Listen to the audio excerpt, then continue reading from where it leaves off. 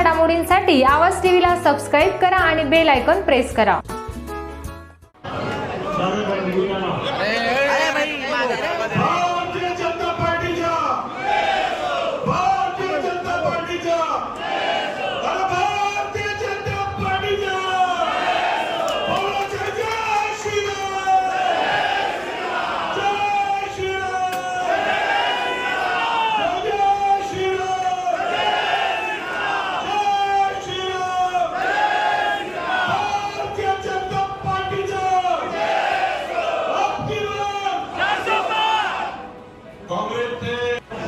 ज्यांच्याकडे धुळे मतदारसंघ आहे आणि ज्यांनी काँग्रेसमध्ये ही उमेदवारी मिळावी, एक इमानदार सच्चा कार्यकर्ता म्हणून ज्यांनी काँग्रेसचे अनेक वर्ष काम केलं,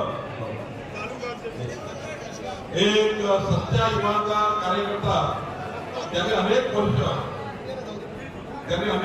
काँग्रेसमध्ये सक्रिय काम केलं आणि आज मोदीजीच्या विकसित भारताच्या संकल्पाकरता आणि संकल्पाला साथ देण्याकरता माननीय तुषार शेवाळेजी जे काँग्रेसचे जिल्हाध्यक्ष आहेत, त्यांनी आज भारतीय जनता पार्टीमध्ये पक्षप्रवेश केला आहे।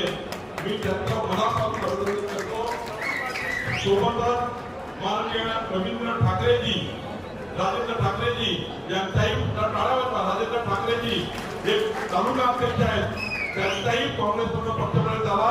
हा पक्षप्रवेश भारतीय जनता पार्टीला मजबूती देणार आहे आणि निवडणुकीच्या काळात निवडणुकीच्या पार्श्वभूमीमध्ये काँग्रेसमध्ये मोठं खिंडार पडलेला आहे आणि मोठे कार्यकर्ते भारतीय जनता पार्टीमध्ये येत आहेत। मी तुषार शेवाळेजी, माननीय राजेंद्र ठाकरेजी आणि संपूर्ण टीमचं मनापासून हृदयापासून भारतीय जनता पार्टीकडे पक्षप्रवेशाचं अभिनंदन करतो आहे। मी त्यांना आश्वस्त करतो, तुषार शेवाळेजी, राजेंद्रजी, की भारतीय जनता पार्टी पूर्ण सन्मान काँग्रेस पक्षामध्ये जेवढा सन्मान होता त्यापेक्षा सन्मान भारतीय जनता पार्टी तुषार शेवाळेजी आणि आपल्या संपूर्ण टीमला राहणार नाही।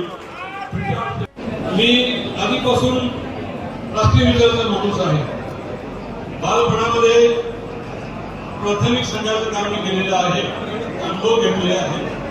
त्याचबरोबर पुढे कॉलेजला गेल्यानंतर वैद्यकीय शिक्षण घेतल्यानंतर मानवाची वैद्यकीय सेवा चालू केली।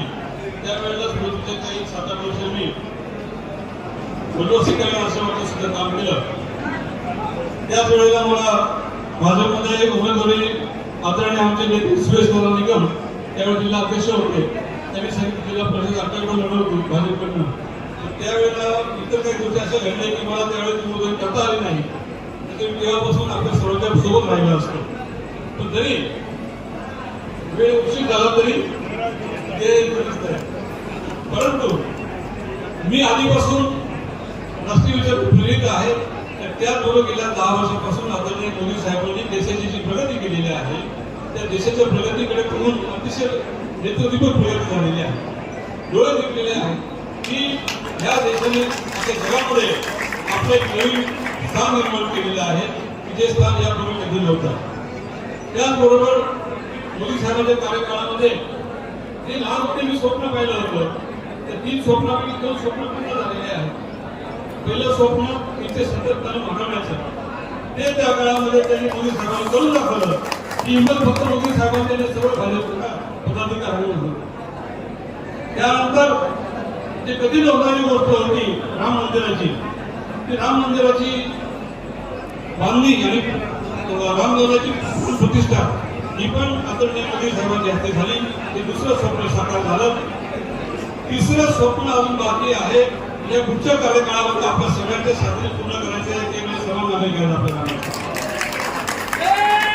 कशासाठी हा प्रवेश, माझा प्रवेश फक्त देशाच्या हितासाठी आहे। मोदी साहेबांना पाठिंबा आहे, एकनाथ शिंदेला पाठिंबा आहे। मी कुठल्याही राजकीय महत्वाकांक्षेने आज भाजपमध्ये प्रवेश केलेला नाही। माझ्या सर्व सहकार्यांना मी विनंती करून सांगतो, मी कोणाच्याही पदामध्ये कोणाच्या मार्गामध्ये मी कधीही अडसर ठरणार नाही। मी माझं काम जे पक्षाने सांगितलेलं असेल, जबाबदारी टाकलेली असेल, मी अतिशय प्रामाणिकपणे पार पाडेन।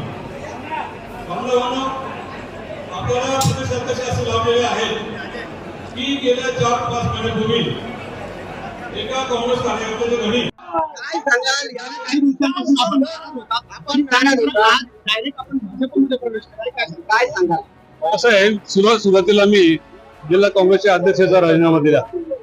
त्यानंतर माझी समजूत करण्याकरता पक्षाने मला प्रदेश कार्यकारिणीवरती जनरल सेक्रेटरी म्हणजे त्या पदावर सरचिटणीस म्हणून माझी नियुक्ती झाली. पण नियुक्ती झाल्यानंतर माझं असं लक्षात आलं की आपल्या मनात जे आहे की आपल्याला मोदीजींच्या वर विश्वास ठेवून आपण जे आज देश बघतोय, देशासाठी वाटचाल चाललेली आहे, याच्यामध्ये कुठला तरी आपला खारीचा वाटा राहावा म्हणून आपण भाजपमध्ये आज प्रवेश करत आहोत. आणि या प्रवेशामध्ये अतिशय प्रामाणिकपणे मी हा प्रवेश करत आहे. कुठली अभिलाषा नाही, एक निर्मळ मनाने प्रामाणिकपणे फक्त कुठेतरी चांगल्या विचारांना, देशभक्तीला आपण पाठिंबा द्यावा या उद्देशाने मी आज भाजप प्रवेश केला. त्याची नाराजी असताना तुम्ही राजीनामा दिला आणि तात्काळ त्यांनी तो मंजूरही केला. धुळ्यातल्या मात्र जिल्हाध्यक्षांचा राजीनामा मंजूर झालेला नव्हता. तर त्या कारणास्तव तुमचा हा जो प्रवेश आहे भाजपाचा, तो असं काही कारण आहे की नाही, तसं झालं. त्यांनी मला दिलं होतं ना प्रदेश कार्यकारिणीवरती सरचिटणीस म्हणून मला आता पद दिलं त्यांनी. आता 4-5 दिवसापूर्वीच मला सरचिटणीस केलं प्रदेश कार्यकारिणीवरती.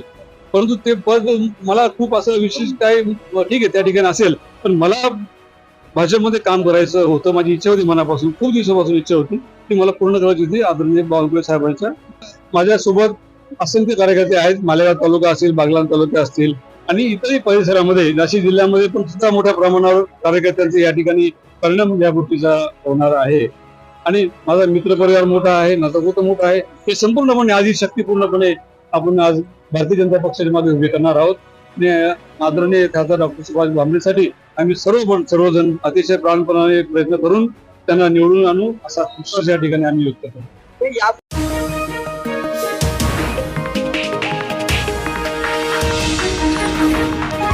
उत्तर महाराष्ट्रातील नंबर 1 टीव्ही चॅनल आवाज टीव्ही, आवाज आपल्या सर्वांचा.